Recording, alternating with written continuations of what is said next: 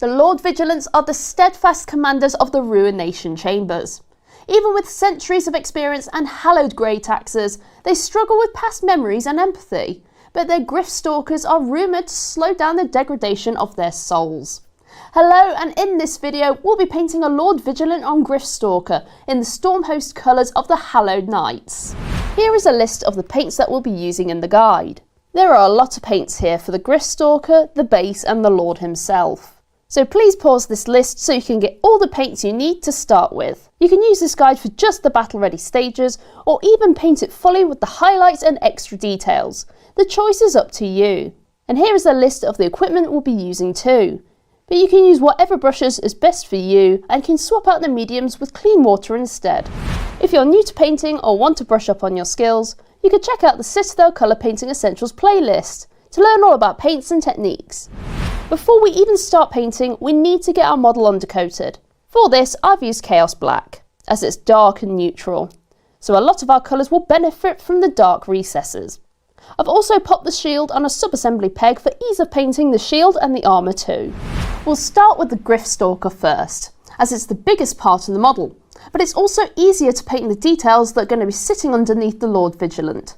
But don't worry, we'll break up a lot of the detail into sections too. First, we'll focus on the natural parts of the Griff Stalker: the skin, feathers, fur, tail, talon, beak and horns. Anything else we'll paint at the same time as the Lord Vigilant himself, making sure that we paint all the details for a section all at the same time. So let's start with all that skin. We'll start by base coating the legs and the tail with Rakarth Flesh with a medium base brush, but you can switch out to a smaller one if you wish. Don't worry about being super neat around the joining feathers just yet, as we'll be painting them next, so we can tidy them up. But it's always a good idea to try and be as controlled as you can when you paint. It really helps to make less mistakes as you keep painting. We want a couple of thin coats fully dried, so we can get a solid and smooth colour. You can leave the tail hairs black at this moment, as we'll be painting them a different colour later on. Next we'll add some soft recess shading with Storm Vermin Fur and a small layer brush. We'll thin this down with a bit more water than normal, roughly a 1:3 ratio of paint to water. This is the consistency that we're looking for, so it flows much smoother into the recesses. You'll only need a small amount on the brush and don't apply too much in one go. Just add a thin layer into the recesses of the feet and muscles, and you can go back and add even more to make those recesses darker once the first coat is dried. This allows more control of your shading, without having to shade the whole area and paint back over with the base coat. But if you do make a mistake, just wait for it to dry and apply some Rakarth Flesh over the area. Now that our first shade is dry, we're going to apply some colour to the feet. We'll thin down 1 part Seraphim Sepia with 1 part Lamia Medium with a medium layer brush. This just adds a slightly yellow tone to the skin in those areas that tend to get dirtier or have more pigment in them due to the toughness of the skin. I'll apply my first coat lightly, then maybe add a second one once it's dry. But it just depends on how strong you want this colour to be, so it's really up to you. Just make sure you soak up any unwanted pooling if it looks too heavy. These first few colours have got our skin to battle ready, but let's keep going and add more paints to some striking details. Our next colour is Carrick Stone, and we'll be using this for a chunky highlight with a small layer brush. We want a sharper point to our brush, so I'll roll it on the palette like so, bringing those bristles together ready for highlighting. Our first highlight will outline where we want to add some sharper details next.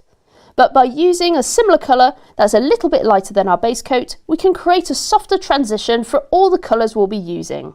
Seeing the legs and tail in places are quite smooth and flat, we'll just focus the highlighting on the feet, where there are a lot of edges and folds. And to finish off the skin, we'll add a sharper edge highlight of Pallid Witch Flesh. We want to make sure that we can still see that chunky highlight, so we'll just apply it to the most raised and sharpest edges. That is the skin section now finished and looking great.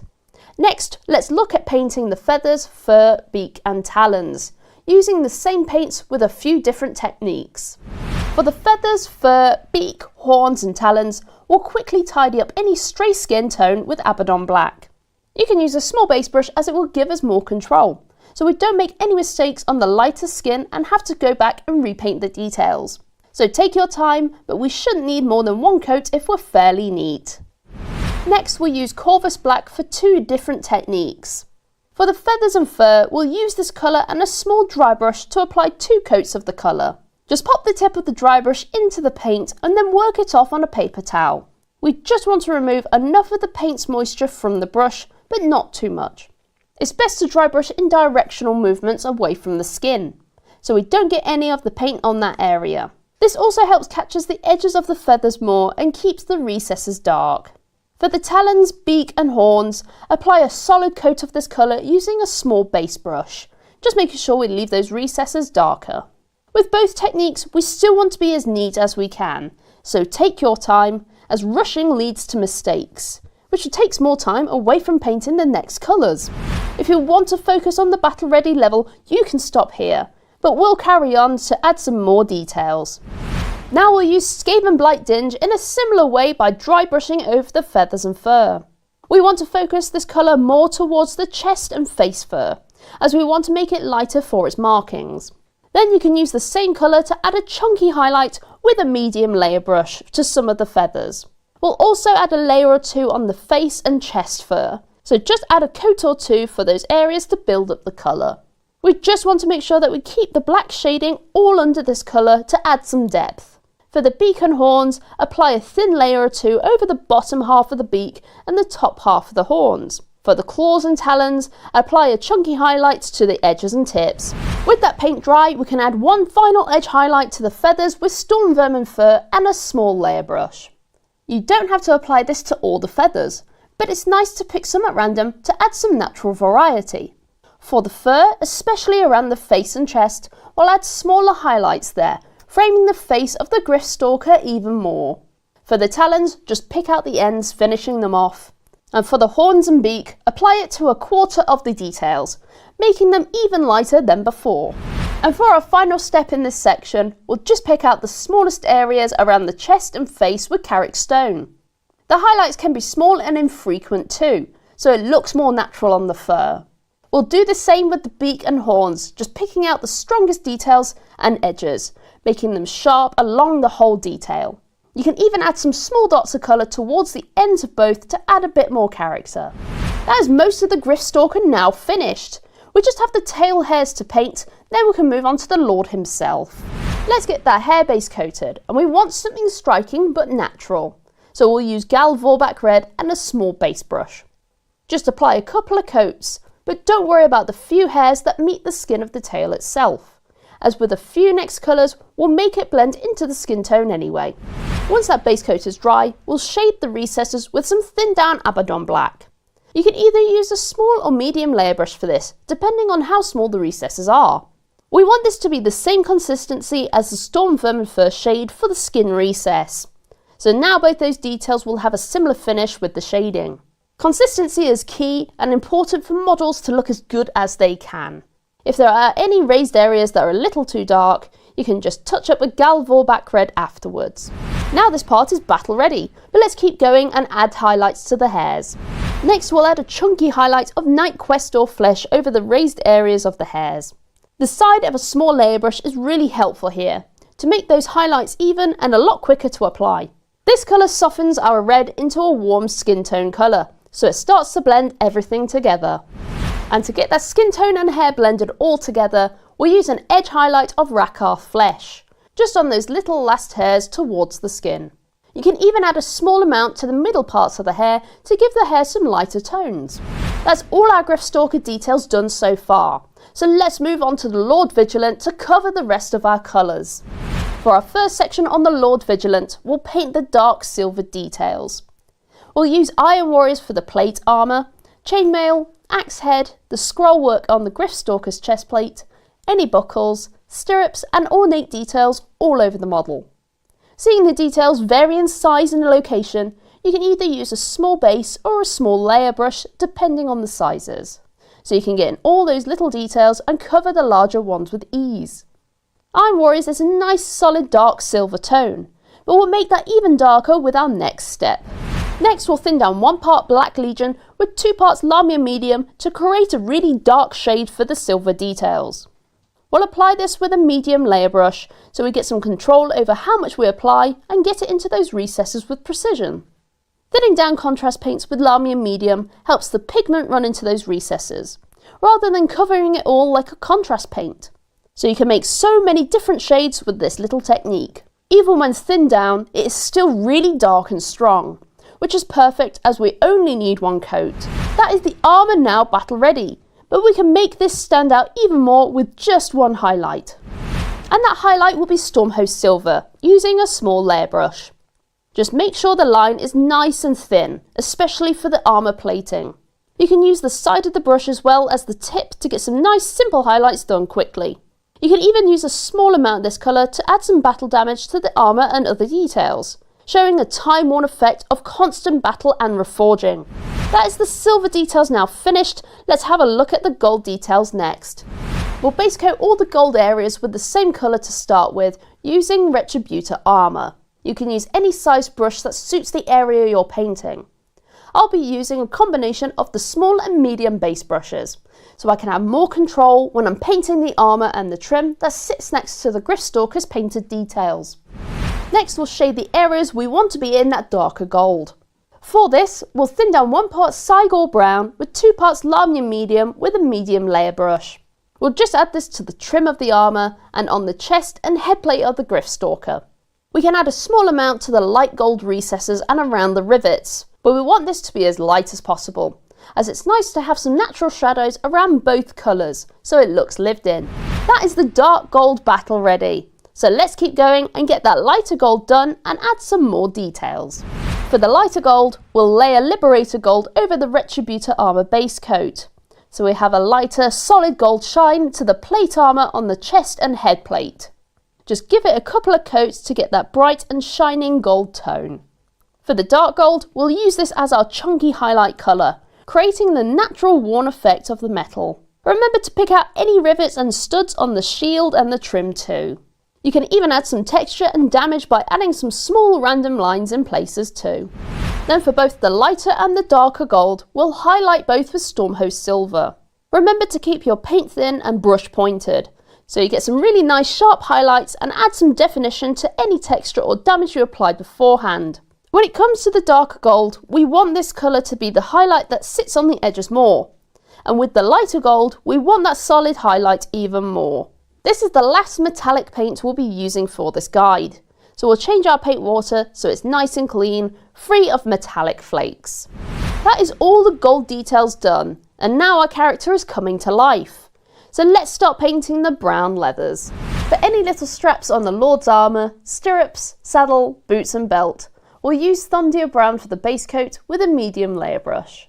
These details can be very small or in tricky places, so take your time and apply the thinned coats with light brush strokes.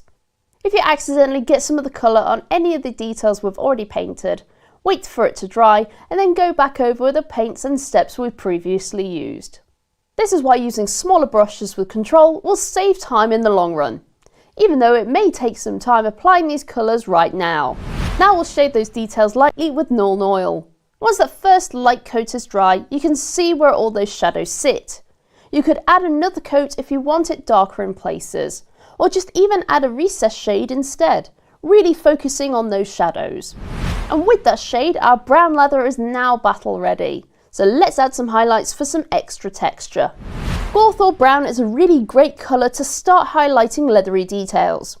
With our small airbrush, we'll gently brush around the edges with the side of the brush, and then we can add some small dots and lines to add some worn texture to the leather straight away. Then to add even more texture and damage, we'll apply an edge and dot highlight of Carrick Stone on top of that first larger highlight. This one will be much smaller though, as it will act as those areas that have taken the brunt of the wear and tear of battle. And when that last highlight is on, that is our brown leather done. So let's move on to the black cloth over the Lord's legs. Even though our undercoat is in Chaos Black, we'll still add a coat of Abaddon Black as our base coat. This just means the finish overall matches the same as the rest of the model, as the spray is slightly different. So this step only really needs one thin coat and we're already at battle ready. So let's add 3 highlights to make this singular detail stand out even more amongst the rest. Next we'll start to show the folds and the shadows of the cloth. First we'll apply a chunky highlight of Corvus Black on the top of the raised areas and edges. This will help create a soft gradient from the pure black to a brighter highlight we'll add last. It also acts as our guide for the small and smaller highlights to come. Now we can add our second small highlight on top with Eshin Grey. Just keep your brush pointed and apply this colour in small strokes towards yourself. This will help keep a steady hand when highlighting. You'll start to see after applying this highlight that it will start to emphasise the folds of the cloth. And then we can finish off the cloth with a smaller edge highlight of Dawnstone. This should just be seen on the edges and joins of the corners and folds of the cloth.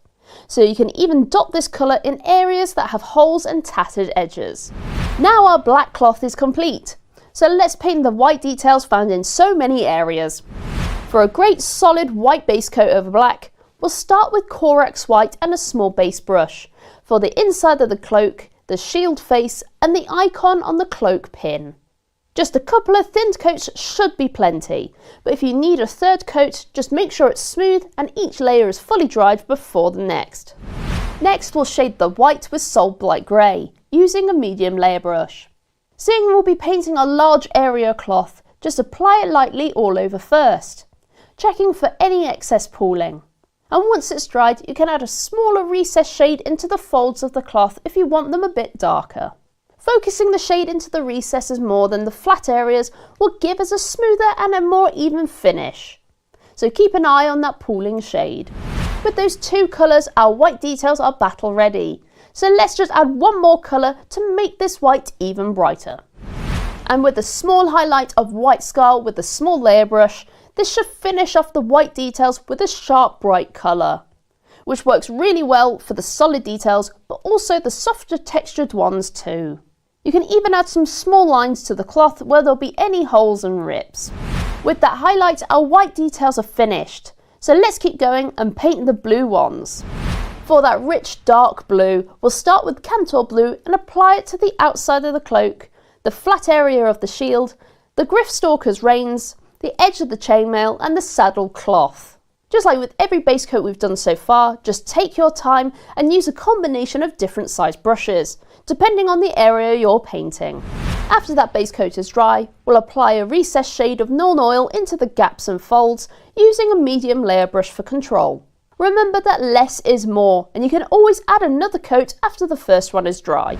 And that makes our blue details all battle ready now. But let's give this lovely colour some highlights.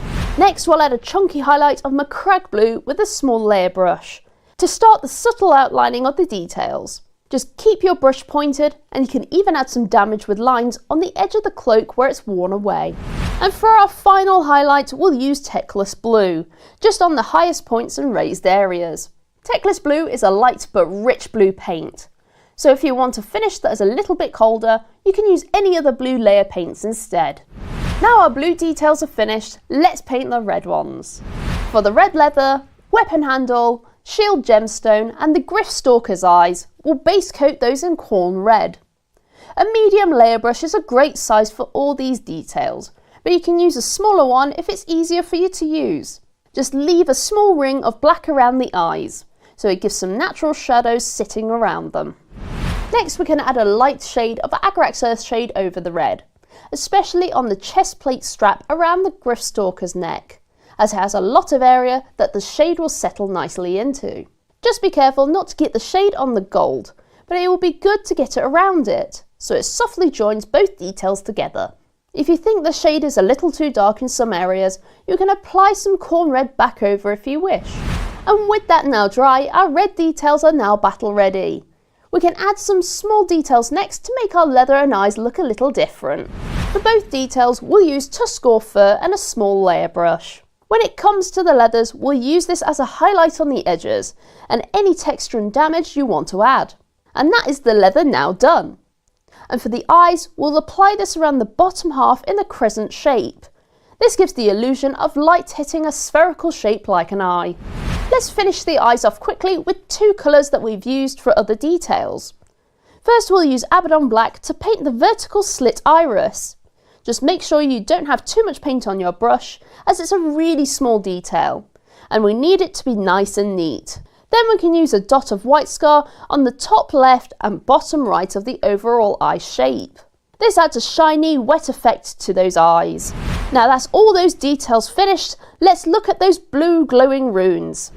There are a few glowing runes all over the model, so I'll use 2 paints and a small layer brush to get this effect done quickly, but it's super effective.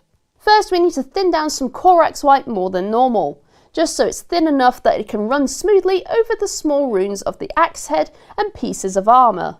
It's not a bad thing if you get a little bit of white over the edges or the side of the runes, as this will give more of a glowing effect that is ebbing from those runes onto the other details around them. Next we'll thin Temple Guard blue down with a bit of water, almost to the same consistency as the white. Then we can add this colour in a light layer over the white, letting it run into the runes and around them for a soft glowing effect. If you want the runes to be a bit stronger in colour, just add another light coat. And that is our glowing runes done. But there is that magic flame on the back of the axe, so let's paint that next. We'll start by adding a base coat of Corvus Black over the flames with a medium layer brush. This colour will just soften the darker tones, adding a slightly smoky colour as our base coat.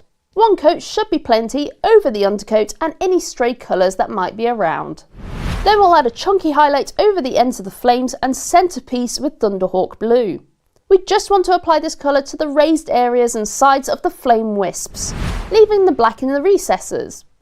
Once that's down, the flames are now battle ready and we can move on and add some more colours to the magical flames.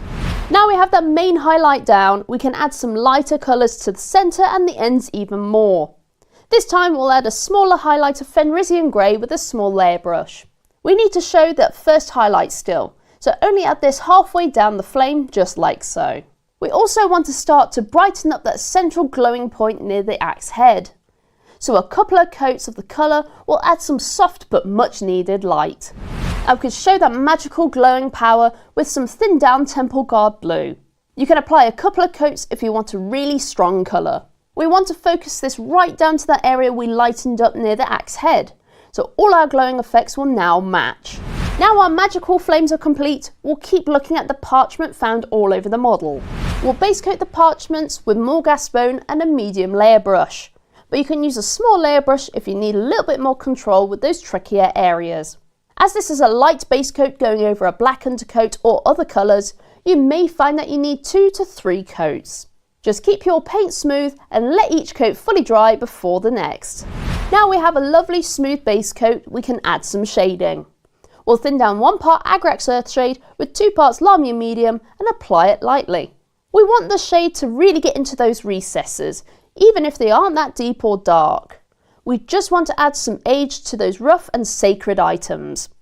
Just make sure the shade isn't too heavy on those flatter areas. And with that dry, our parchments are now battle ready. So let's add 1 more colour to add some texture. And to finish off the parchment, we'll use a Shabti bone and a small layer brush. We'll use this to highlight the edges. We'll also use it to add some texture on the raised areas by adding small lines across, just to simulate any small rips and wear and tear over time. Then you can use the dark silver steps to paint the studs. That's the parchment's all finished. So let's get that stone under talon painted up. We'll start with a heavy dry brush of Mechanicus Standard Grey over the stones. We want to keep those recesses of the undercoat still, so add some natural shading straight away. But we'll still use a small base brush to add some colour into those flatter areas, especially around the Gryffstalker's feet. By using both dry brushing and layering, we can add a lot of texture to the base. If you kept to the battle ready standard, the grey stones are now done, and you can stop there. But we want this base to match the rest of the highlighted and detailed level, so let's add some texture. Next we'll take Dawnstone to add more texture. We'll stipple the colour over the raised areas and highlight the edges around the flatter stones. Stippling is done by adding small dots with the tip of the brush in small random patterns. And if you want to, you can go back with some Abaddon Black into the cracks and gaps to define each stone and its placement. Just be careful of the feet and claws, so we don't have to tidy them up. Then we'll do the same again with Administratum Grey, just in smaller patches, and keep the highlights to just the points and corners of the stones. It's nice and quick and it won't take long. But by adding such small details can really make our model into a character with some time and care. And when it comes to the broken Stormcast head under the talons, we'll use the same steps as the dark gold from earlier. That is our scenic base now complete. but I think we can add some extra freehand details to this model. This next section is optional, and you can skip the freehand if you don't want to add any or don't feel ready for this level of detail. We'll start by adding some scripture to the parchment. We'll thin down some Corvus black to a normal consistency. We really just want to make sure we don't have too much on our small layer brush before we apply this. Too much paint in those bristles can lead to a heavy flow. We just want enough on the tip of the brush, and we can always go back to the palette and get more. Just dot the brush into the area you want to start, then gently and lightly wiggle the brush across, just like if you were writing with a pen. You can practice this on your paint palette if you're not sure of your lines. Just break up those lines a little by adding a gap. But at this scale, small wiggly lines that are neat will do a great job. And now we have those scripture lines down, we can look at adding the small red icons of Sigmar's twin-tailed comet to the parchments too. Before we start with our paint, we want to map out a circle with a pencil. Then we'll take some corn red and prepare the paint and brush in the same way as the Corvus black. We'll fill in the circle so we cover the pencil lines and get a nice shape. Then we can add two small wiggly lines to create the tails of the comet. Just take your time, and you can also use a pencil again if needed. You can see how the icon should look if you see the icon on the Griffstalker's headplate. The tails look a little bit like mirrored horns. Then add any other runes as you wish. Remember, you can practice this on the palette before your model. Our last freehand detail is the white markings on the blue and black cloth.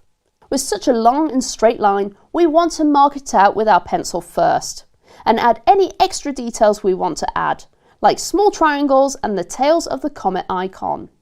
You can also add two comets to the reins. If you aren't sure what to add, take a look at the box art for some ideas. Then when we're happy with our markings, we can thin down Corax white, prep our brush, and start adding those lines in. Don't try and paint those long lines in one go. Just take your time, break up those strokes, and make sure your paint isn't drying out, as that will make those lines look rough and could lead to mistakes. You can even move your model around to find the best angle to get the brush into those folds. It's the same practice when it comes to adding the twin-tailed comets to the reins of the Griffstalker. Take your time and use short lines. And there we are! Our Lord Vigilant on Griffstalker is now complete. This Grand Servant of the God King Sigmar is ready to defend the mortal realms against the verminous chaotic pests. This model has so many details, and it's been such a joy to paint. As you can see, we finished the base in Astrogranite, Agrax Earthshade and Administratum Grey, so it matches the stones on the base. And if you want to know more about texture paints in general, we have videos all about them. I've also added some little tufts of Mordium Corpse Grass too. For more tutorials, tips and tricks, check out our videos on the Warhammer YouTube channel, or head to your local Warhammer store where our amazing staff would be happy to help. Well, we hope you enjoyed this video, and we'll see you next time. Bye bye!